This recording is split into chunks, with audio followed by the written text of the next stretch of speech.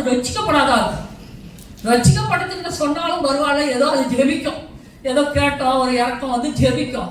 ரட்சிக்கப்படாதவங்கிட்ட போயிட்டு குடும்ப விஷயத்த சொன்னா அது எப்படி ரட்சிக்கப்படும்? இத்தனை நாள் எப்படி செய்யறேன் அப்படி செய்யறேன்னு சொல்லிட்டு நீ போய் ஜெபிச்சா ஜெபி, மற்றவனையா அங்க குற்றப்படுத்துகிறாய். அந்த குற்றப்படுத்துகிற ஆவிக்கு அங்க என்ன வேலை? கடவுள் இருக்கிறார் அப்படின்னு சொல்லிட்டு மாறிடாதீங்க. ஆனா அவர் ரொம்ப விரும்புறது என்னன்னு சொன்னாக்கா, உங்களுக்குள்ள எனக்குள்ள வாசமா இருக்கிறார், ஆசைப்படுகிறார்.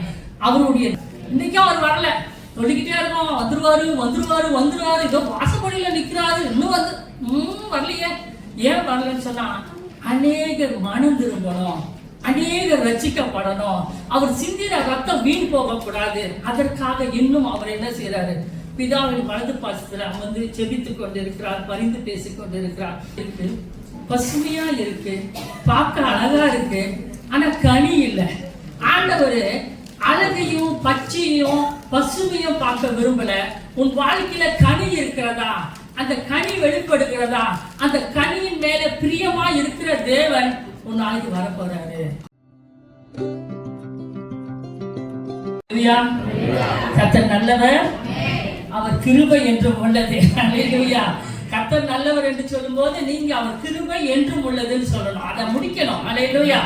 ஆகவே இந்த நாள்ல கூட நாம இந்த ஒரு வாரம் அப்படியாக தேவனுடைய வார்த்தையை, தேவனுடைய கிருபை நிமித்தம் நம் சபையிலே அமர்ந்து அதை கேட்கும்படியாக அநேக காரியங்கள் ஆயத்தம் பண்ணப்பட்டிருக்கிறது. ஆகவே இந்த நாள்ல கூட எனக்கு கொடுக்கப்பட்ட பிரகாரமாக தேவனிடத்துல கேட்கும்போது கர்த்தர் ஒரு வார்த்தையை கொடுத்து அதன் பிரகாரம் கர்த்தர் நடத்துவார் என்று நாம் நம்புவோம். அல்லேலூயா. அவருடைய வார்த்தை வெறுமனே வந்து வெறுமனே திரும்பாது. அல்லேலூயா. ஆகவே இந்த நாள்ல கூட ஏசாயா 56ஆம் அதிகாரம் 7ஆம் வசனத்தை எடுத்துக்கொள்ளுவோம். ஏசாயா யாரும் வாசிக்கிறதுனா அவளை தான் வாசிங்க. பெரும்பாலும் நான் பிரசங்கம் பண்ணா நானே வாசிச்சிருவேன். அல்லேலூயா. நான் என் பரிசுத்த பர்வதத்துக்கு கொண்டு வந்து என் ஜெப வீட்டிலே அவர்களை மகிழ பண்ணுவேன். அவர்களுடைய சர்வங்க கவனங்களும் அவர்களுடைய பலிகளும் என் பலிபீடத்தின் மேல் அங்கீகரிக்கப்பட்டிருக்கும். என்னுடைய வீடு சகல ஜனங்களுக்கும் ஜெப வீடு எனப்படும். ஆமென். ஹல்லேலூயா. இங்கே நாம் பார்க்கும்போது, நான் என் பரிசுத்த பர்வதத்துக்கு கொண்டு வந்து என் ஜெப வீட்டிலே அவர்களை மகிழ பண்ணுவேன். அவர்களுடைய சர்வாங்க தகன பலிகளும் அவர்களுடைய பலிகளும் என் பலிபீடத்தின் மேல் அங்கீகரிக்கப்பட்டிருக்கும். என்னுடைய வீடு சகல ஜனங்களுக்கும் ஜெப வீடு எனப்படும். அல்லேலூயா. ஆகவே இந்த நாள்ல கூட தலைப்பு நாம் எடுத்துக்கொண்டோம் என்றால் ஜெப வீடு தான். அல்லேலூயா. கண்களை மூடி ஜெபம் செய்வோமாக. கர்த்தர் நம்மோடு கூட இடைப்படும்படியா, கர்த்தர் நம்மோடு கூட பேசும்படியா இந்த நேரம் வெறுமனே வந்து வெறுமனே திரும்ப கூடாது. அவர் நினைத்த காரியத்தை வாய்க்க செய்யும்படியா கூட ஒரு நிமிஷம் அவரை நோக்கி பார்ப்போமாக. நன்றி அப்பா, ஆமை நாங்கள் துதிக்கிறோம் ஆண்டவரே. அன்பின் பரலோக பிதாவே உமக்கு நன்றி செலுத்துகிறோம். யோசனையிலே பெரியவரும் செயல்களிலே வல்லவருமாய் இருக்கிற தேவன், நான் இருந்தவராய் இருக்கிறேன் என்று சொல்லி இருக்கீங்க அப்பா. இதோ இந்த இரவு நேரத்துல கூட தகப்பனே உங்க வார்த்தைக்காக நாங்கள் வந்திருக்கிறோம் ஆண்டவரே. உங்க வார்த்தை ஆவியாயும் ஜீவனமாய் இருக்கிறது. நீங்க நினைத்த காரியத்தை அது வாய்க்க செய்யும் என்று சொன்னது போல இந்த இரவு நேரத்துல கூட எங்களோட கூட இடையப்படுங்க அப்பா. எங்களோட கூட பேசுங்க ஆண்டவரே. இந்த 40 நாள் உபவாச காலகட்டத்தில் ஆண்டவரே எங்களை நாங்கள் எப்படியாக ஆயத்தம் பண்ண வேண்டும், எந்தெந்த காரியத்திலே சுத்திகரிக்கப்பட வேண்டும், எந்தெந்த காரியத்திலே பரிசுத்தமாய் இருக்க வேண்டும் தகப்பனே, அதை குறித்து இந்த நாள்ல கூட நீங்க வெளிப்படணும். உங்க நாம மகிமைப்படணும். பயன்படுத்துங்க அப்பா, ஆசீர்வதிங்க அப்பா. தொடர்ந்து பொறுப்படுத்திக் கொள்ளுங்க இயேசுவின் நாமத்தில் பிதாவே. ஆமென், ஆமென். ஹல்லேலூயா. இந்த நாள்ல கூட நான் பார்க்கும்போது என்னுடைய வீடு எல்லா ஜனங்களுக்கும் ஜெப வீடு என்று சொல்லப்படும் என்று இங்கே ஏசாயா 56ல நாம் 7ஆம் வசனத்துல பார்க்கிறோம். அதே நீங்க புதிய ஏற்பாட்டுல பார்க்கும்போது இயேசு இந்த காரியத்தை சொல்லி அங்கே அவர் பேசுகிறதை நாம் லூக்கா 19ஆம் அதிகாரம் 45ல இருந்து 48 வரைக்கும் நம்ம பார்க்கலாம். இப்படியாக நாம் பார்க்கும்போது அவருக்கு ஒரு விருப்பம் இருக்கிறது. அவருடைய சபை எப்படி இருக்க வேண்டும் என்று சொல்லி பார்க்கும்போது ஜெப வீடா இருக்க வேண்டும். இன்னைக்கு நம்ம பார்த்தோம்னு சொன்னாக்கா, நம்ம ஒரு வீட்டை கட்டணும்னா அந்த வீட்டுல அலங்கார பொருட்கள் இருக்கும், டிவி இருக்கும், விசேஷமா அந்த டிவி இல்லைன்னா முடியாது. அல்லேலூயா. சில வீட்டுல 24 மணி நேரம் ஓடும். கேட்கறாங்களோ கேட்கலையோ, பார்க்கறாங்களோ பார்க்கலையோ, அது ஓடிக்கொண்டே இருக்கணும். இப்படியாக அநேக காரியங்கள், சாப்பாட்டு மேசை, அலங்கார பொருட்கள். சிலர் என்ன செய்வாங்க, ஒரு வருஷத்துக்கு ஒரு தடவை மாத்துவாங்க. புதுசா வைக்கணும், நல்லா சாட் அடிக்கணும், என் வீடு இப்படி இருக்கணும் அப்படி இருக்கணும் அப்படின்னு சொல்லிட்டு இப்படியாக அலங்காரம் செய்வது நல்லது. அது தப்பு கிடையாது. என்ன இதை சுட்டி காட்டுறாங்கன்னு நினைக்காதீங்க. அலங்காரம் செய்வது தப்பு கிடையாது.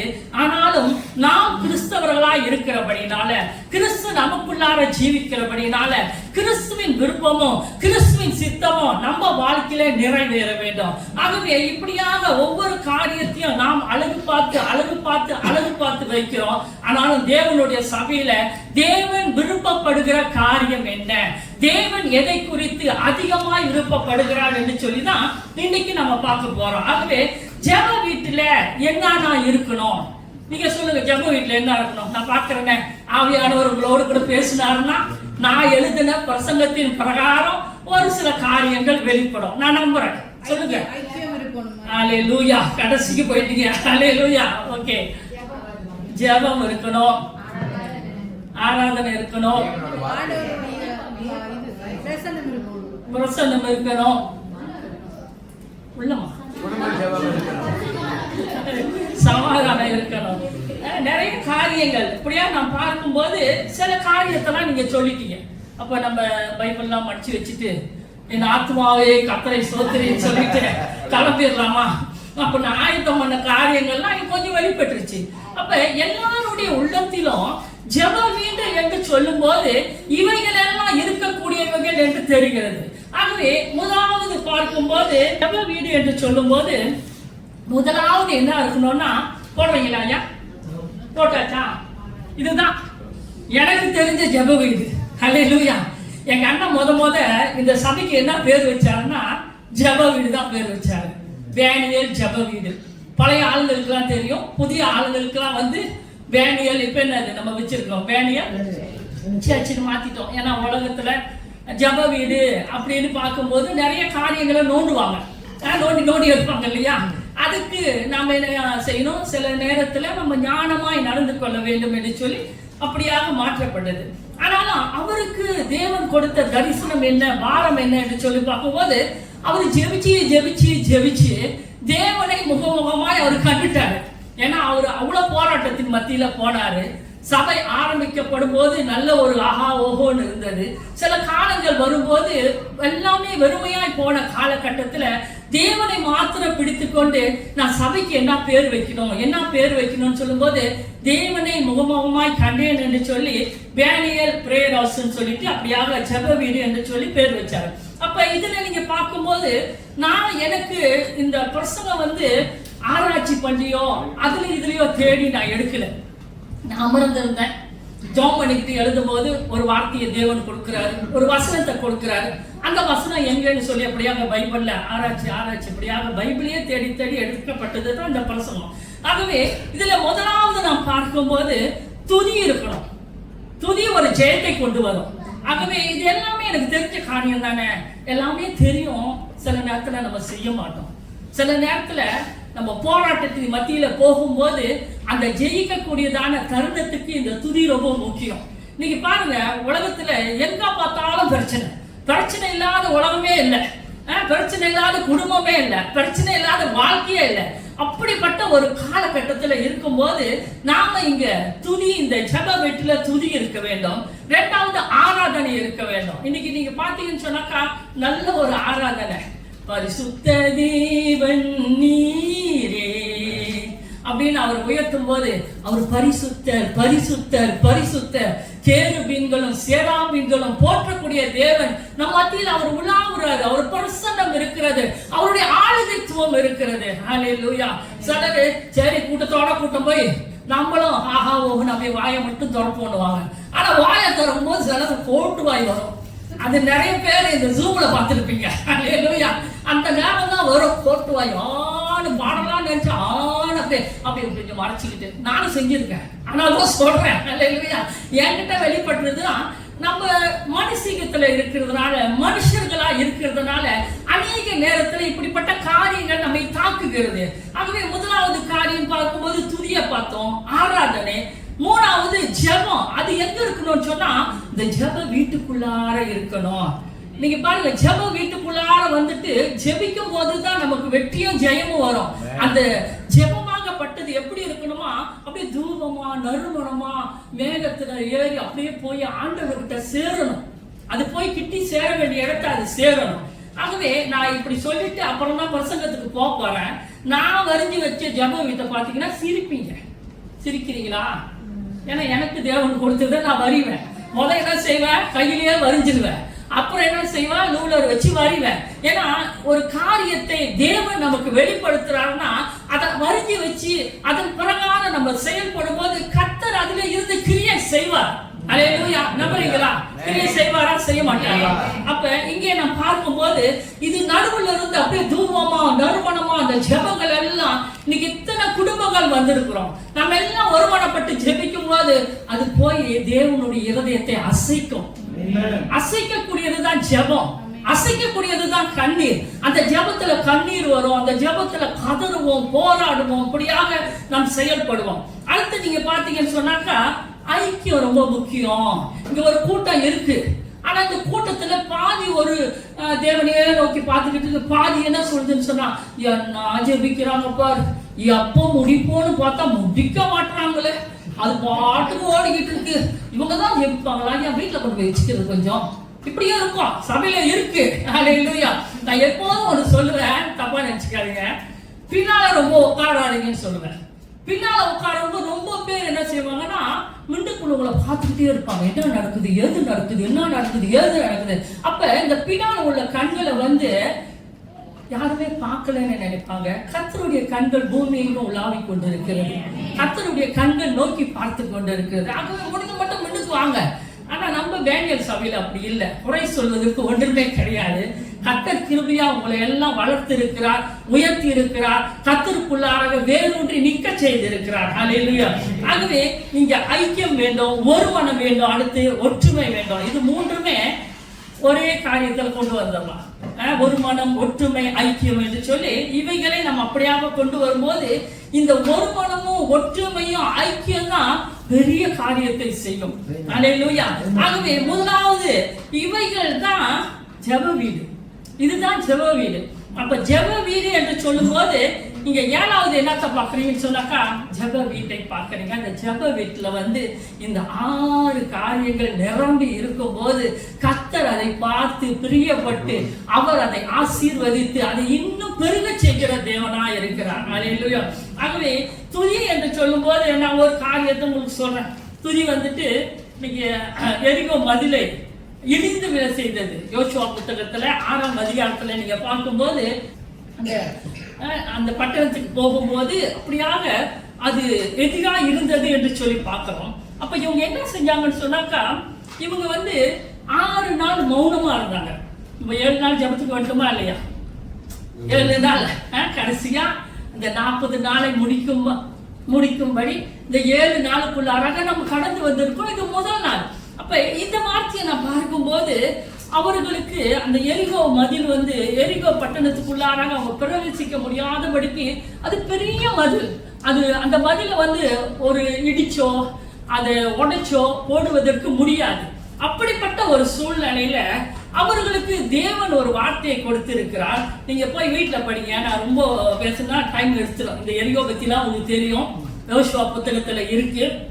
ஆகவே இந்த 10ல இருந்து 16 வரைக்கும் நீங்க படிக்கும் போது இவங்க முதல் தரம் வந்து அவங்க என்ன செய்யறாங்கன்னா 6 நாள் அவங்க சுத்தி வராங்க.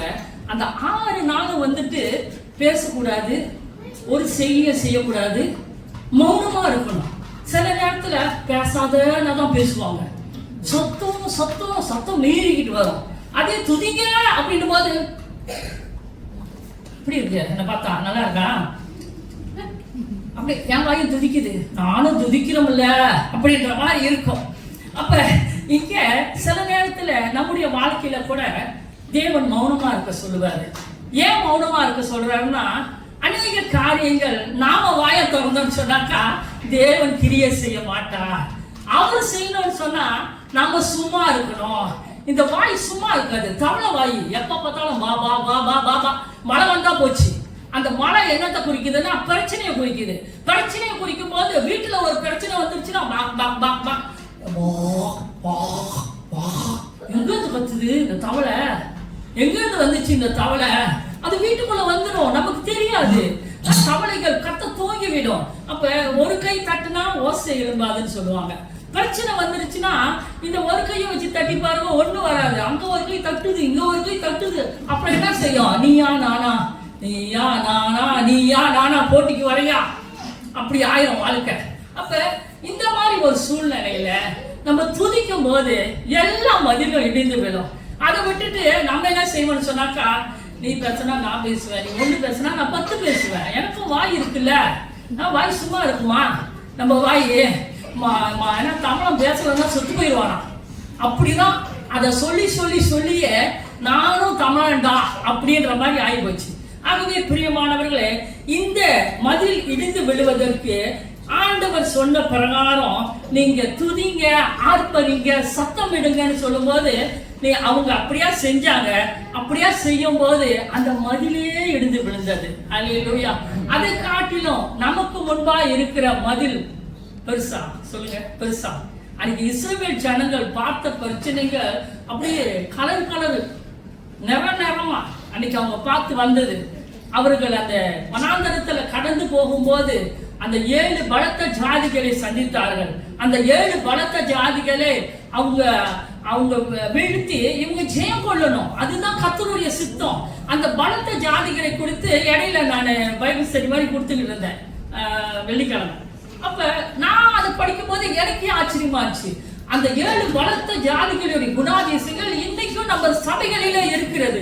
நமக்குள்ள அது வேலை செய்ய பார்க்குது, அது அடிக்கடி எட்டி எட்டி பார்க்குது, அடிக்கடி நம்மளை துன்புறுத்துகிறது. நம்ம நினைப்போம், ஐயோ என்னை போல ஒரு பரிசுத்தவான் யாருமே இல்லையே, என்னை போல ஒரு பரிசுத்தவான், உங்களை மாதிரி நான் மாறணும் ஆண்டவரே, உங்களை மாதிரி நான் பேசணும், உங்களை மாதிரி நடக்கணும், உங்களை மாதிரி இருக்கிட்டே இருப்போம். வேற மாதிரி ஆயிடுவோம், வேற மாதிரி. ப்ரோ என்ன ப்ரோ நீங்க சொல்லிட்டீங்க, எப்படி சும்மா விடுவனா ப்ரோ, அப்படி ஆயிடும். ஆகவே பிரியமானவர்களே, அந்த ஆர்ப்பரிக்கும் போது நாம் துதிக்கும் போது அந்த துதியின் தொனியாகப்பட்டது எல்லா மதில்களையும் விழச் செய்யக்கூடியதாக இருக்கிறது. ஆகவே முதலாவது காரியம் நீங்க இதை எடுத்துக்கோங்க. இன்றைய நாள்ல கூட நாம் இந்த 7வது நாளில் முதல் நாள்ல வந்திருக்கிறோம். எனக்கு முன்பா இருக்கிற மதில்கள் என்ன, என்னை சுற்றி இருக்கிற மதில்கள் என்ன. சில நேரத்தில் பாருங்க, ஆவிக்குரிய வளர்ச்சி நமக்கு ரொம்ப முக்கியம். ஆவிக்குரிய வளர்ச்சி இல்லைன்னா கிறிஸ்துவோடு கூட நம்ம எப்படி இணையிறது? ஆவிக்குரிய வளர்ச்சி எங்கன்னு பார்த்தா ஒரு வளர்ச்சி இருக்காது. ஆவிக்குரிய வளர்ச்சி வேண்டுமானால் பரீட்சை வரும், அநேக நிந்தனைகள் வரும், கஷ்டங்கள் வரும், துன்பங்கள் வரும். அப்படி எல்லாம் நம்ம ஏறி நடக்கணும். ஒரு மதில ஒரு கல்லு நமக்கு முன்னுக்கு இருக்குன்னா அந்த கல்லை மிதிச்சு போனோம். அதை பார்த்துட்டு ஐயோ கல்லு வந்துருச்சு, இந்த கல்லை எப்படி நான் தாண்டறது, இந்த கல்லை நான் எப்படி தாண்டறது, ஐயோ தினமும் இந்த கல்லு எனக்கு முன்னுக்கே நிக்குது, ஆண்டவரே ஆண்டவரே இந்த கல்லை தூக்கி போடுங்கப்பா, ஆண்டவரே என்னால தூக்க போட முடியல. உனக்கு ஆண்டவர் கொடுத்திருக்காரு, கட்ட அறிவிக்கவும் நமக்கு என்ன கொடுத்திருக்காரு? அந்த உரிமையை கொடுத்திருக்காரு, அதிகாரத்தை கொடுத்திருக்காரு. அப்ப எப்படிப்பட்ட கல், எப்படிப்பட்ட மதில், எப்படிப்பட்டதுன்னு சொல்லிட்டு நமக்கு நல்லா தெரியும். சில நேரத்துல நம்ம அழுதுகிட்டே இருப்போம், சில நேரத்துல போராடிக்கிட்டே இருப்போம், சில நேரத்துல ஏன் ஆண்டவர் இன்னும் செய்யலன்னு சொல்லி கேட்டுக்கிட்டு இருப்போம். ஆனாலும் ஆண்டவருடைய வார்த்தையின் பிரகாரம் இங்கே இவர்கள் என்ன செஞ்சாங்கன்னு சொன்னாக்கா, மௌனமா இருக்க வேண்டிய நேரத்துல மௌனமா இருந்தாங்க, துதிக்க வேண்டிய நேரத்துல துதித்தாங்க. அந்த எரிகோ மதில நீங்க பாத்தீங்கன்னு சொன்னா 20ஆம் வசனத்துல, எக்காலங்களை ஊதுகையில் ஜனங்கள் ஆர்ப்பரித்தார்கள், எக்கால சத்தத்தை ஜனங்கள் கேட்டு மகா ஆரவாரத்தோடு முழங்குகையில் அலங்கம் இடிந்து விழுந்தது. உடனே ஜனங்கள் அவரவர் தங்களுக்கு நேராக பட்டணத்தில் ஏறி பட்டணத்தை பிடித்து. அப்ப நம்ம சுதந்திரிக்கக்கூடியவங்க, நமக்கு பேர் ஒண்ணு இருக்குன்னாக்கா நம்ம சுதந்திரிக்கக்கூடியவர்கள், நம்ம தேசத்தை சுதந்திரிக்கிறவங்க. நம்முடைய ஆவிக்குரிய வாழ்க்கையில நம்ம சுதந்திரிக்க கூடியவர்களாக ஒரு பெற்றுக்கொள்ளக்கூடியவர்களா இருக்கிறபடினால இந்த சுதந்திரிக்கிறவர்களுக்கு என்ன வரும்னா இந்த போராட்டம் வரும். இந்த ஜோசுவா புத்தகத்துல பாத்தீங்கன்னா அவர்கள் பட்டணத்தை சுதந்திரித்தார்கள் என்று சொல்லி நாம் பார்க்க முடியும். ஆகவே பிரியமானவர்களே 20ஆம் வசனம் வரைக்கும் நீங்க பாருங்களேன். இந்த அதிகாரத்தை முழுசாவே நீங்க வீட்டுல போய் படிச்சு பாருங்க. கர்த்தர் உங்களோட கூட பேசுவார். அநேக நேரத்துல நம்ம கோசடப்பாவா இருக்கக்கூடாது, நிறைகுடம் தழும்பாது. அல்லேலூயா. காவல் ஸ்கூல் படிச்சவங்களுக்கு எல்லாம் தெரியும். அப்ப நம்ம சில நேரத்துல லவ் கத்துவோம், தப்பா துப்பா கத்துவோம். இந்த நிறைகுடம் என்ன செய்யும் சொன்னாக்கா அமைதியா இருக்கும், பொறுமையா இருக்கும், பேச வேண்டிய நேரத்துல பேசும், சாதிக்க வேண்டிய நேரத்துல சாதிக்கும். கண்ணீர் விட்டா கல்லும் கரையுமா அப்படின்னு சொல்றாங்க. எனக்கு தெரியல. பெண்கள் விசேஷமா கண்ணீர் விட்டா எல்லாமே அழுதுடுவாங்க. நான் இப்ப கொஞ்சம் அழுதான்னு வச்சுக்கோங்களேன், எதையோ உன நினைச்சு நான் அழுகுறேன், உங்க கண்ணு கலங்கிரும், உங்க இருதயம் உடைஞ்சிரும். அப்ப இப்படியான ஒரு சூழ்நிலை இந்த துதியின் மத்தியில கூட பொறுமையா இருந்து ஜெயிக்கக்கூடியவர்களா இருக்கணும். ஆராதனை என்று சொல்லும் போது 2வது காரியத்துக்கு வர ஆராதனைக்கு, இங்க ஆராதனை என்று சொல்லும் போது இது நம்முடைய ஆராதனை என்பது ஒரு புத்தியுள்ள ஆராதனையா இருக்கணும். ரோமர் 12:1-2 நீங்க பாத்தீங்கன்னு சொன்னாக்கா, அப்படி இருக்க சகோதரரே உங்கள் சரீரங்களை பரிசுத்தமும் தேவனுக்கு பிரியமான ஜீவ பலியாக ஒப்பு கொடுக்க வேண்டும் என்று தேவனுடைய இரக்கங்களை முன்னிட்டு உங்களை வேண்டிக் கொள்ளுகிறேன். இது நீங்கள் செய்யத்தக்க புத்தியுள்ள ஆராதனை. நீங்கள் இந்த பிரபஞ்சத்துக்கு ஒத்த வேஷம் தெரியாமல் தேவனுடைய நன்மையும் பிரியமும் பரிபூர்ணமான சித்தம் இன்னதென்று பகுத்தறியத்தக்கதாக உங்கள் மனம் புதிதாகிறதுனாலே மறுரூபமாகுங்கள். அல்லேலூயா. அப்ப இந்த ஆராதனை என்று சொல்லும் போது இது ஒரு வேஷம் போடக்கூடிய காரியம் அல்ல. வானத்தையும் பூமியும் உண்டாக்கின கர்த்தரை நம்ம ஆராதிக்கிறோம். ஒரு மனுஷனுக்காகவோ ஒரு கூட்ட ஜனங்களை பிரியப்படுத்தும்படியா செய்கிற காரியம் அல்ல. இந்த ஆராதனை மத்தியில கர்த்தர் பிரியப்படணும், கர்த்தருடைய நாம மகிமைப்படணும், கர்த்தருடைய செய்கைகள் அங்கே இறங்கணும். ஆராதனை செய்யும் போது சிலர் அழுவோம், சிலர் என்ன செய்வோம், சிரிப்போம். அந்த மகிழ்ச்சியினால நிரப்புவாரு, அழுகையினால நிரப்புவாரு. அவங்க இருதயம் எப்படி இருக்கும், சிலர் குதிப்பாங்க, சிலர் ஆவியில நிரம்பி அந்நிய பாஷையில பேசுவாங்க. இந்த ஆராதனை மத்தியில என்ன நடக்கும்னு சொன்னா கட்டுகள் உடைக்கப்படும். தேவன் கட்டுகளை உடைக்கிறவர். இன்னைக்கும் நம்முடைய வாழ்க்கையில அநேக கட்டுகள் இருக்கிறது. சில நேரத்துல நமக்கு புரியல, பரவாயில்ல அந்த கட்டு கொஞ்சம் இருக்கட்டுமே, இந்த மந்திர கட்டா, மாய கட்டா, இந்த சோப்பு கயிறு, அந்த கட்டா இடுப்புல ஒண்ணு கட்டிக்கிட்டு பரவாயில்ல இது இடுப்புக்கு பாதுகாப்பு. அல்லேலூயா. இந்த தாயத்தோட போட்டுக்கிட்டா எந்த பிசாசும் அண்டாது. பாருங்க, ஒரு காலத்துல இங்க பெரிய அண்ணன் இருப்பாரு, அன்னைக்கெல்லாம் தெரியும், போய் கடால மரம் வெட்டுவோம். நிலத்தை வாங்கி போட்டுட்டாரு, எல்லாத்துக்கும் பணத்தை வாங்கி எல்லாம் நிலத்தை வாங்கி அவர் போட்டுட்டாரு. அங்க போய் வேலை செய்வோம். அப்ப வேலை செய்யும் போது அங்க ஒரு விதமான பாம்பு இருக்கும், ஊழகப்பான்னு சொல்லுவாங்க. அந்த ஊழகப்பா தெரியல, உங்களுக்கு தெரியுதா என்ன தெரியல, அந்த சாக்கு பாம்பு இல்ல, இவ்வளவுதான் நீட்டு அந்த ஊழகப்பா. அது வெறியாம் பாம்பு மாதிரி இவ்வளவு நீட்டு தான் இருக்கும், சாக்லேட் கலரா இருக்கும், புல்லா இருக்கும். அது பகலெல்லாம் தூங்கும், பகலெல்லாம் தூங்கிட்டு அப்படியே படுத்து கிடக்கும். ஆனா அதோடைய குணாதிசயம் என்னன்னு சொன்னா, நீங்க இப்படி போனீங்கன்னா எகிரி கொட்டுச்சுன்னா இன்னைக்கு இனிப்பு நீர் வந்துதான் காலை அழி போகுது, கையை அழி போகுது, எல்லாம் அழி போகுது. ஆனா இந்த பாம்பு போட்டுச்சுன்னா அழி போயும். அப்படிப்பட்ட ஒரு விஷத்தன்மை உள்ளது. அப்ப இந்த பாம்பு என்ன செய்யும், வீட்டுக்குள்ள எல்லாம் பூந்துரும். ராத்திரி தான் மேய்வாரு. ராத்திரி எல்லாம் குடிக்காரன் என்ன செய்வானுங்க, பொழுது விடிச்சா மேய்ச்சலாம், பொழுது போனா மேய்ச்சலாம், இன்னொன்னு. அப்படியாக இந்த பாம்பு என்ன செய்யும் சொன்னா, வீட்டுக்குள்ள வந்துடும், வெளியில வந்திருக்கும், காஞ்சி போன இலை மாதிரியே சிறகு போலயே இருக்கும். அது தெரியாது. நல்லா பூட்ஸ் இவ்வளவு போடணும் ஏன்னு சொன்னா, மரம் வெட்ட போகும்போது அந்த மிதிச்சா அது தொப்பு எகிரி கொத்திட்டு படுத்துரும். அதை அடிச்சு சாவடிச்சிடலாம். ஓடாது, முடியாது, எதுவும் செய்யாது, ஓடவும் முடியாது, ஒடவும் முடியாது. ஆனா கடிச்சதுதான். அல்லேலூயா. அப்ப இந்த பாம்புக்கு என்ன செய்வாங்கன்னு சொன்னா, எங்க அண்ணன் போய் மந்திரிச்சுட்டு வருவாரு. மந்திரிச்சுட்டு நீங்க யோசிச்சு பாருங்க, ஒரு மந்திர கட்டை கொடுத்து ஒரு கயிறை இடுப்புல கட்டிக்கிட்டு வேலைக்கு போலான்னு எல்லாம் போவோம். இந்த கயிறு ஏதாவது செய்யுமா, அதுல உள்ள காயத்தை ஏதாவது செய்யுமா? இந்த பாம்பு கடிச்சதுதான். அப்ப இப்படிப்பட்ட ஒரு மூடத்தனத்துல நாங்களும் அதை செய்வோம். அன்னைக்கு செஞ்சிருக்கோம் தானே, நம்ம அன்னைக்கு தெரியும். அப்ப நாங்க போவோம், அந்த வேலையெல்லாம் செய்வோம். அப்ப இந்த ஒரு மூடத்தனத்துல வாழ்வது வாழ்க்கை அல்ல. இந்த பாம்புக்காக நான் ஒரு இடுப்புல கயிறை கட்டிக்கிட்டு வாழ்றேன்னா என்ன ஆகும்? பாம்பு படம் எடுக்காம இருக்குமா? பாம்பு என்னை கொத்தாமல் இருக்குமா? அல்லது பாலையும் முட்டியை வச்சுட்டு இன்னைக்கு என் பசி தீர்ந்துடுச்சு, மேரி நீ நல்லாரும் மேரி அப்படின்னு நான் ஆசீர்வதிக்குமா, வாழ்த்துமா? அதுடைய குணாதிசயம். அது கொத்ததான் செய்யும்.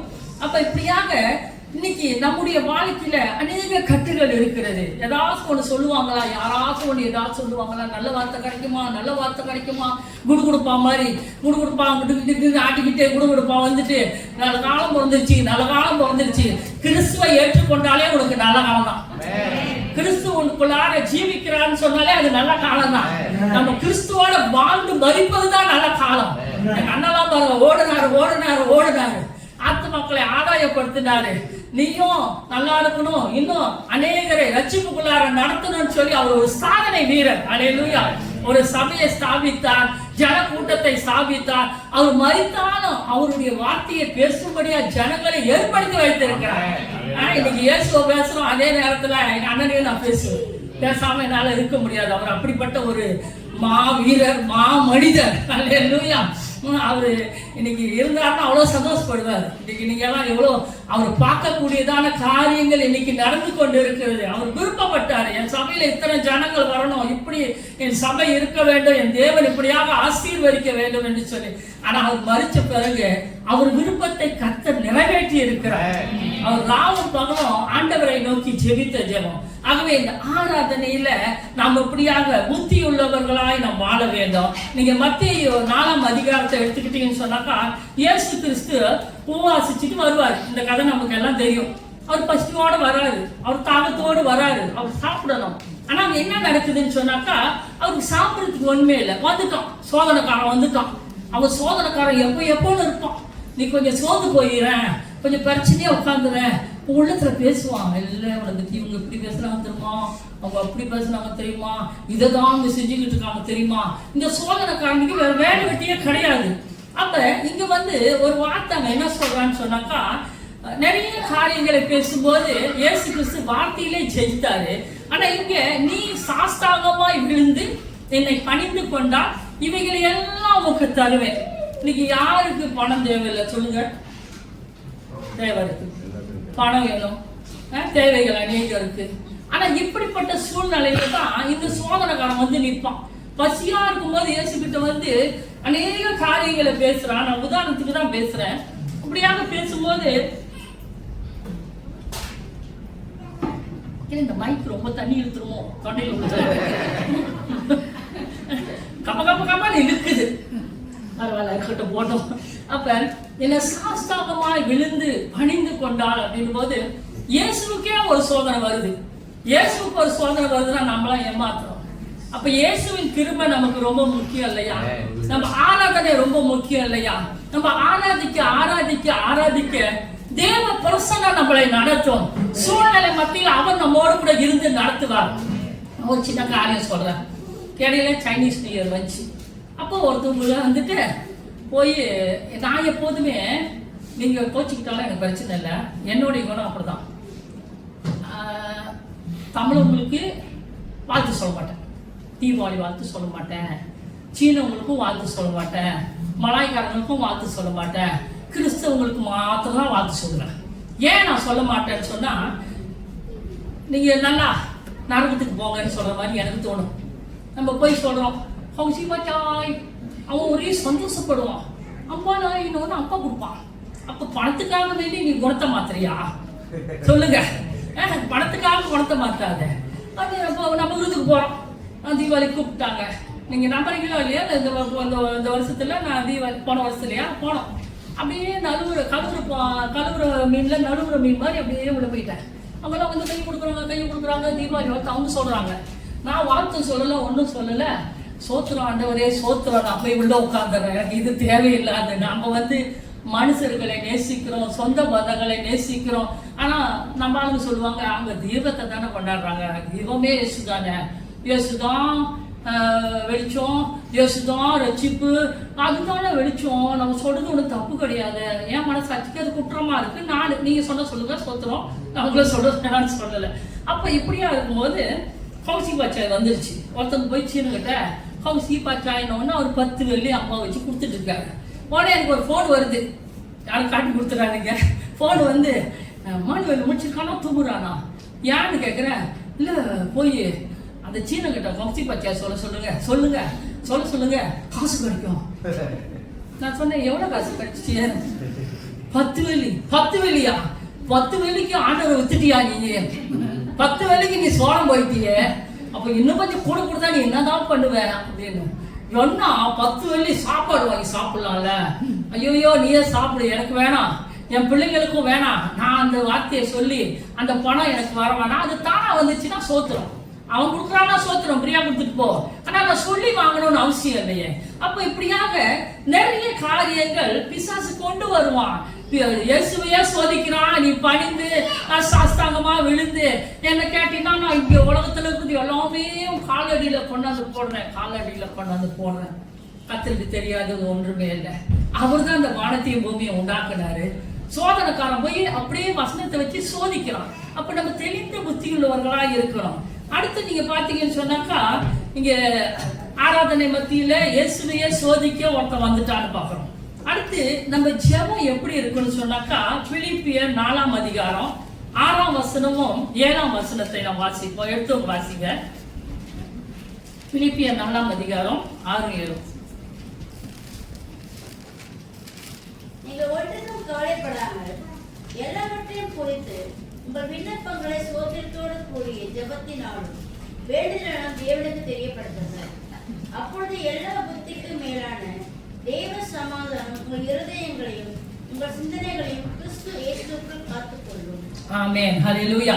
இங்கே நாம் பார்க்கும்போது, நீங்கள் ஒன்றுக்கும் கவலைப்படாமல் எல்லாவற்றையும் குறித்து உங்கள் விண்ணப்பங்களை சோத்திரத்தோடு கூடிய ஜெபத்தினாலும் வேண்டுதலினாலும் தேவனுக்கு தெரியப்படுத்துங்கள். அப்பொழுது எல்லா புத்திக்கும் மேலான தேவ சமாதானம் உங்கள் இருதயங்களையும் உங்கள் சிந்தனைகளையும் கிறிஸ்து இயேசுக்குள்ளாக காத்துக்கொள்ளும். இன்னைக்கு நம்ம சமாதானம் எங்க விக்குது அப்படின்னு கேட்கிற காலத்துல இருக்கோம். இன்னைக்கு காலையில சமாதானம் இருந்துச்சுன்னா மத்தியானம் சமாதானம் இல்லை. சமாதானம் கேத்தலிக் சபையில இருக்கவங்க இருக்கீங்களா? சமாதானம் சொல்லுவாங்க, வரலையா? ஓ சோதரம், கோச்சிக்காதீங்க. சமாதானம் ஆனா கையை பிடிச்சி சமாதானம் சொல்லுவாங்க. உள்ளுக்கு சமாதானம் இருக்காது. அவங்களை குறிச்சு ஆத்தமா இருக்கும். அவங்களை குறிச்சு இவங்ககிட்ட கையை கொடுக்கறதே கஷ்டமா இருக்கு. இன்னைக்கு பார்த்தா நிறைய இடங்கள்ல எப்படி கை கொடுக்குறாங்க, இப்படி கொடுக்குறாங்க. கொரோனா வந்தாலும் வந்துச்சு, இன்னைக்கு கையில எடுத்து அப்படியே எடுத்து வச்சுட்டாங்க, சுருக்கி வச்சுட்டாங்க. கையை கொடுக்க பயப்படுறாங்க, கட்டி பிடிக்க பயப்படுறாங்க. அதுக்குன்னு பொம்பளைங்க போய் ஆம்பளை கட்டி பிடிச்சிடாதீங்க, ஆம்பளைங்க போய் பொம்பளைய கட்டி பிடிக்க கூடாது. சகோதரியை கட்டி பிடிங்க, சகோதரி கட்டி பிடிச்சு அன்பு முத்தங்களை செய்யுங்க, அன்பு முத்தங்களை கொடுங்க. உங்க புருஷனுக்கு மட்டும் தான் கொடுப்பீங்களா? சகோதரிகளுக்கு கொடுக்க மாட்டீங்களா? சொல்லுங்க.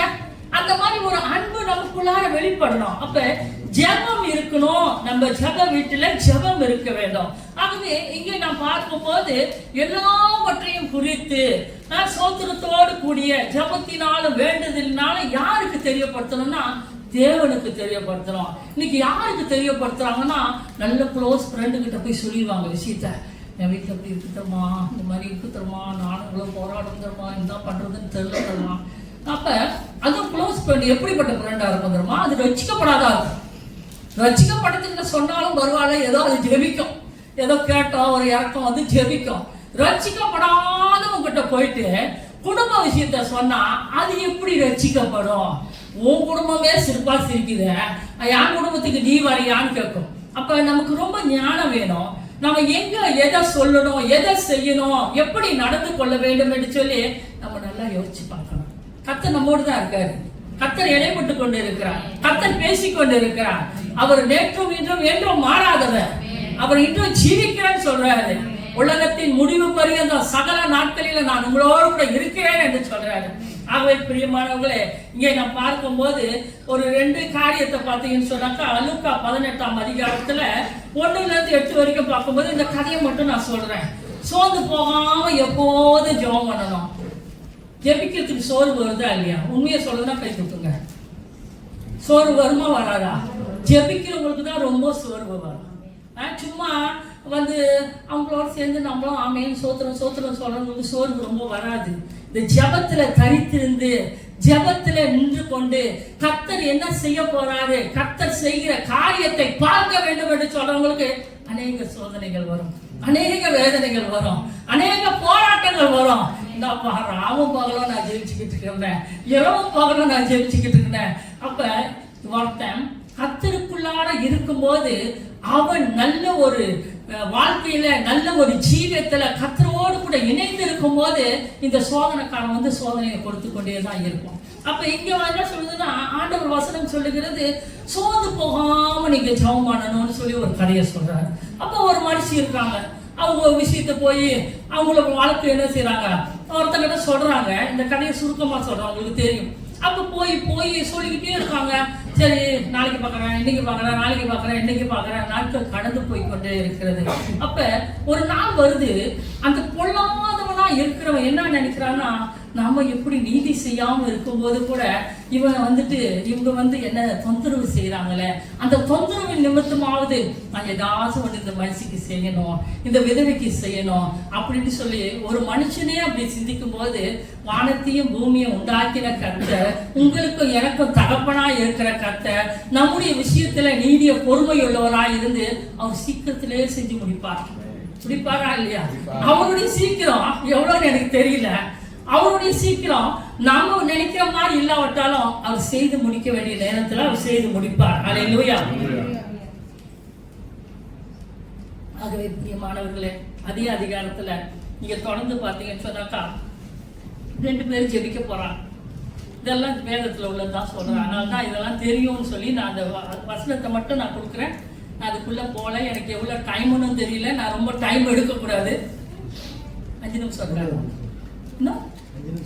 5 நிமிஷம் இருக்கா? சரி, ஓடிடலாம். அல்லேலூயா. குடு குடு குடுன்னு ஓடணும். அல்லேலூயா. அப்ப எப்படியாக நாம் பார்க்கும்போது அந்த பெருமையான ஒரு மனுஷனையும் தாழ்மை உள்ள மனுஷனையும் அங்க காட்டப்படுகிறது. ஒரு போய் சொல்றாரு, ஜெபிக்க தான் வராங்க தேவாலயத்துக்குள்ளார. என்ன செய்யறாங்கன்னு சொன்னாக்கா, நான் இவனை மாதிரி இல்ல, நான் ஜெபிக்கிறேன், நான் உபவாசிக்கிறேன், இத்தனை நாள் இப்படி செய்யறேன் அப்படி செய்யறேன்னு சொல்லிட்டு நீ போய் ஜெபிச்சா ஜெபி, மற்றவனையா அங்க குற்றப்படுத்துகிறாய். அந்த குற்றப்படுத்துகிற ஆவிக்கு அங்க என்ன வேலை? அப்ப இன்னைக்கு அநேகர் அப்படி இருக்கும்போது அந்த ஜெபம் கேட்கப்படாது, அந்த ஜெபத்துக்கு பலன் வராது. நான் தான் நல்லவன், நான் தான் உத்தமன், நான் தான் நீதிமான், நீதிமான் நான் ரத்தத்தால கழுவப்பட்ட நீதிமான் சொல்லிட்டு அங்க போய் குறையா பேசிக்கிட்டு இருந்தா அவன் ஜெபம் கேட்கப்படாது. ஜெப வீட்டுக்குள்ளார ஜெபம் இருக்க வேண்டும். அதுக்கு அடுத்து நீங்க பாத்தீங்கன்னா ஐக்கியம் இருக்கணும், ஒரு மனம் இருக்கணும், ஒற்றுமை இருக்கணும். நான் சீக்கிரமா போறதுனால அப்போஸ்தலர் 1ஆம் அதிகாரத்துல நீங்க 13-14 வசனத்துல பார்க்கும்போது அன்னைக்கு அவர்கள் எல்லாம் ஐக்கியப்பட்டார்கள். அந்த ஆதி அப்போஸ்தலர் காலத்துல அந்த காலகட்டம் வந்து ஒரு பஞ்சிமத்துல படுத்துக் கொண்டு இருக்கிற காலம் கிடையாது. அவங்க எல்லாம் உபத்திரவத்தின் மத்தியில இயேசு கிறிஸ்து மரித்து 3ஆம் நாள் உயிர்த்தெழுந்தாரு. அவர் அங்க இல்ல.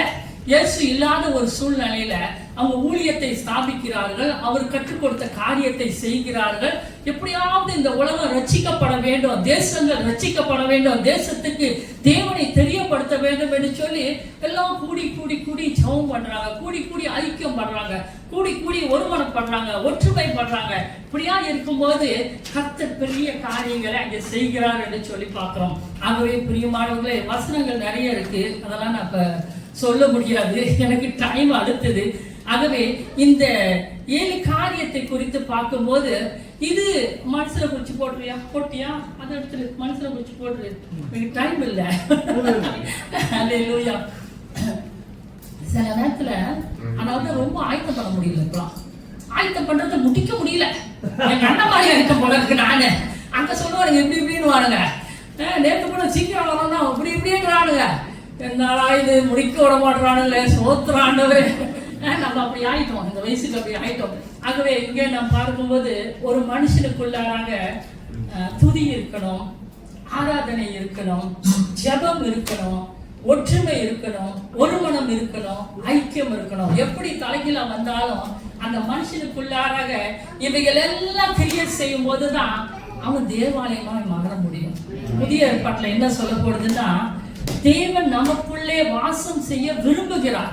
தேவன் வந்துட்டு இன்னைக்கு இங்க சர்ச்சில் ஆண்டவர் இல்லைன்னு சொல்லி எல்லாம் ஓடிடாதீங்க. என்னோட அப்படி சொல்லிட்டாங்களே, இன்னைக்கு வந்து ஆண்டவர் சர்ச்சில் இல்லை உங்களுக்குள்ளதான் இருக்காருன்னு உடனே நீங்க எல்லாம் போய் ஒரு இடத்துல நின்றுக்கிட்டு அல்லது ஒரு இடத்துல உட்காந்துக்கிட்டு நான் கடவுள் நான் தான் கடவுள் எனக்குள்ளதான் கடவுள் இருக்கிறார் அப்படின்னு சொல்லிட்டு மாறிடாதீங்க. ஆனா அவர் ரொம்ப விரும்புறது என்னன்னு சொன்னாக்கா, உங்களுக்குள்ளும் எனக்குள்ள வாசமா இருக்கிறார், ஆசைப்படுகிறார். அவருடைய தேவாலயமாக நாம் இருக்க வேண்டும். இந்த தேவாலயத்துல அன்னைக்கு என்ன இருந்துச்சுன்னு சொன்னா, நான் கொஞ்சம் எடுத்துக்கிறேன் டைம் முடிச்சதுக்கு. அந்த வசனத்தை கூட நான் சரியா வாசிக்கல புதிய ஏற்பாட்டுல, இங்க வந்துடுறேன். அப்ப இந்த தேவாலயத்துக்குள்ளாராக இயேசு கிறிஸ்து வராரு. நேற்றுக்கு ஓசானா கொண்டாடணுமா நம்ம? ஓசானா ஓசானா கர்த்தருடைய நாமத்துல வருகிறவர் சோஸ்தரிக்கப்பட்டவர் அப்படின்னு சொல்லிட்டு எல்லாம் குருத்தோலை ஞாயிறு கொண்டாடணும். இந்த குருத்தோலை கொண்டாடின பிறகு அவர் போற இடம் என்ன? தேவாலயத்துக்குள்ளார பிரவேசிக்கிறாரு.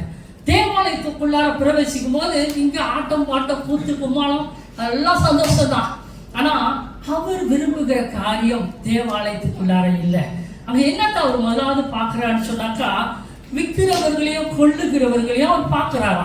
இங்க என்ன நடக்குதுன்னா, அவங்களுக்குள்ளாராக அந்த பண ஆசை வேறு கொண்டு அங்க வியாபார சந்தை வந்து வெளியில இருக்கணும். இன்னைக்கு பசாமலம் போறோம் இல்லையா, பசார் தண்ணிக்கு போறோம், பசார் பகி போறோம், என்னென்னமோ இருக்கு உலகத்துல.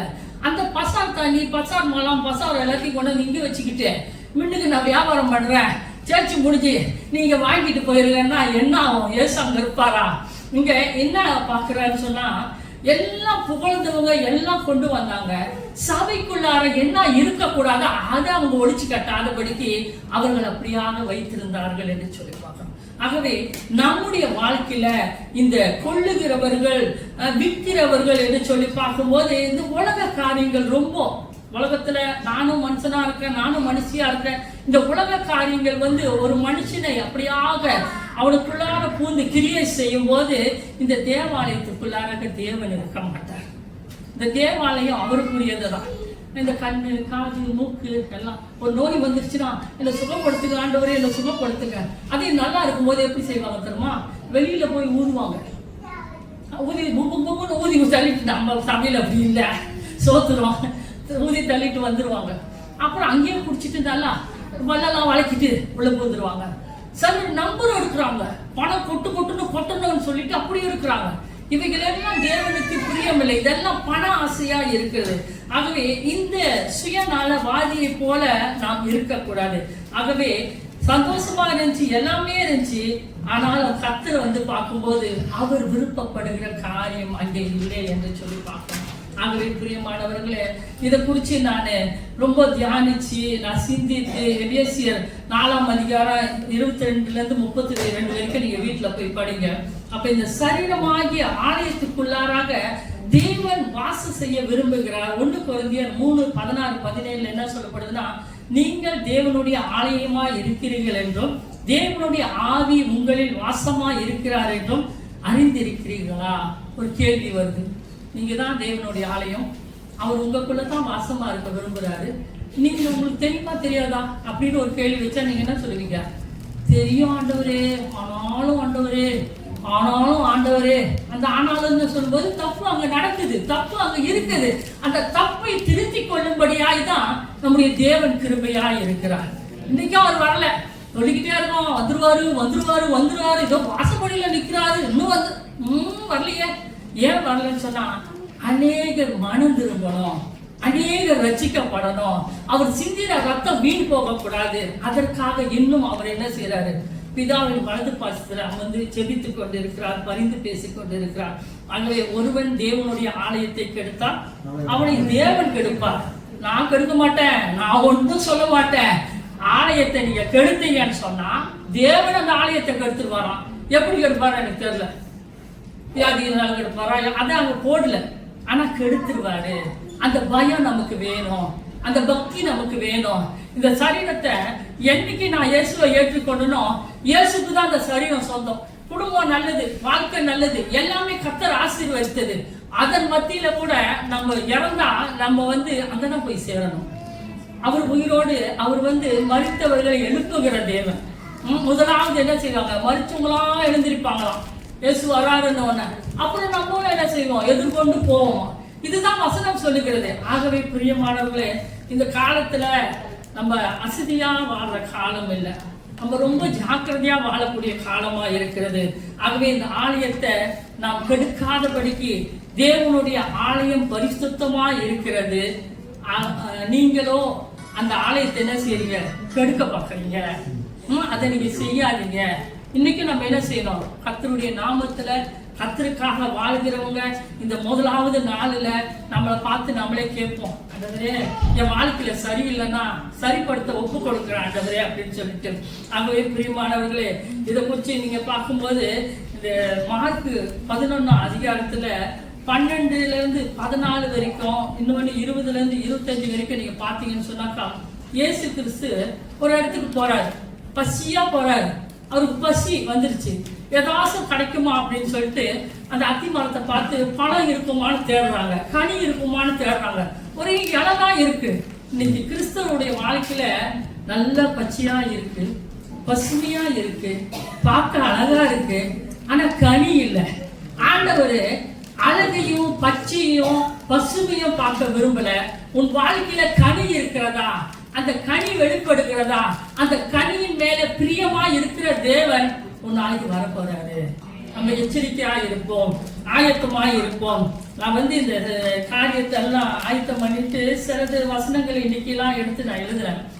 நான் ஆண்டவர்கிட்ட கேட்கிறேன், என்ன ஆண்டவரே, நான் ஆலயத்தை குறித்து பேசும்போது என் வீடு ஜெப வீடு எனப்படும் என்று சொல்லி எப்படியா சொல்லப்பட்டிருக்கேன் அப்படின்னு சொல்லிட்டு நேற்று சர்வீஸ்லாம் முடிச்சுட்டு இங்கே வந்துட்டு அப்புறம் வீட்டுக்கு பணி ஏறிக்கிட்டே இருக்கேன். ஆண்டவர் ஒரு காட்சி அப்படியா எனக்கு காட்டுறாரு. இப்போ என்ன ஆண்டவரேன்னு பார்த்தா, சபை இருக்கிறது, சபைக்கு வெளியே ஊழியக்காரர் ஆணி அடிச்சு தொங்க விட்டுருக்காரு. நிறைய ஆணிங்க இருக்கு. நிறைய ஆணியை பார்க்கும்போது நான் கேட்கிறேன், என்ன ஆண்டவரே ஆணியை காட்டுறீங்க, சபையை காட்டுறீங்க, வெளியே ஆணி அடிச்சு தொங்கிக்கிட்டு இருக்கிற போது இன்றைக்குள்ள கிறிஸ்தவர்கள் வரும்போதே அவர்களுடைய பாவங்கள், சாபங்கள், அநேக காரியங்கள், இன்னைக்கு ரட்சிக்கப்பட்டு கிறிஸ்துக்குள்ள இருந்தா கூட இந்த உலகத்தோடு கூட ஒத்த வேஷம் தரித்து அவைகளெல்லாம் கொண்டுட்டு அங்க எல்லாம் மாட்டி வச்சுட்டு, சட்டையை கட்டி வைக்கிற மாதிரி, கோட்டை கட்டி மாட்டுற மாதிரி எல்லாம் மாட்டிட்டு உள்ளுக்கு வரும்போது எப்படி வராங்கன்னா, என்னை போல ஒரு தூதன் கிடையாது, என்னை போல ஒரு பரிசுத்தவான் கிடையாது, நானும் இயேசு ஒண்ணு அப்படின்னு சொல்லிட்டு இங்க ஆராதிக்கிறது என்ன, துதிக்கிறது என்ன, பாடுறது என்ன, ஆடுறது என்ன, ஜெபிக்கிறது என்ன எல்லாம் முடிச்சுட்டு வெளியே போயிட்டு அந்த சட்டையை திரும்ப தூக்கி போட்டுக்கிட்டு இந்த 7 நாள், இன்னும் ஒரு 6 நாள் உலகத்தோட தான் வாழ போறேன். அப்படியாக இந்த நாட்கள்ல அநேகர் வாழ்ந்து கொண்டு இருக்கிறார்கள் என்று சொல்லி ஆண்டவர் அப்படியாக வெளிப்படுத்தல. நான் ரொம்ப யோசிச்சேன், இந்த வார்த்தையை நான் சொல்லணுமா வேணாமான்னு. இங்க உள்ளவங்களுக்கு இல்லைன்னா அப்புறம் பிறருக்காக நம்ம ஜெபிப்போம். நான் இல்லை, என் வாழ்க்கை அப்படி இல்லை, ரொம்ப நல்லது, கர்த்தர் உங்களோட பேசினான்னு சொன்னோம். எதை விடணுமோ அதை விடுவோம். தேவாலயத்துல தேவன் வாசம் செய்கிறார், நம்முடைய சரீரத்திலையும் அவர் தான் வாசம் செய்கிறார். எது கெட்டதுன்னு தோன்றதோ அதை விட்டுருங்க, தயவு செஞ்சு விட்டுருங்க. நம்ம நினைக்கிறோம் ஆண்டவர் வருகைக்கு முன்பாக நான் மாறிடுவேன், ஆண்டவர் வருகைக்கு முன்பாக நான் எல்லாத்திலையும் நான் சரியாயிருவேன் அப்படின்னு நினைச்சா நம்மளை வஞ்சிக்கிறோம், நம்மளே நம்ம எடுத்துக் கொள்ளுகிறோம். ஆகவே பிரியமானவர்களே, இந்த நாளில் கூட நான் 2 காரியத்தை குறித்து எப்படியாக பார்க்கும்போது, தேவனுடைய ஆலயத்தை குறித்தும் அதே நேரத்தில் நம்முடைய சரீரமும் தேவனுக்கு ஆலயமாய் காணப்படுகிறபடினால நம் கண்களை மூடி ஜெபம் செய்வோம். அல்லேலூயா. கர்த்தர் ஸ்தோத்திரம். கர்த்தர் நல்லவராய் இருக்கிறார். நேரம் ஆயிடுச்சுன்னு நினைக்காதீங்க.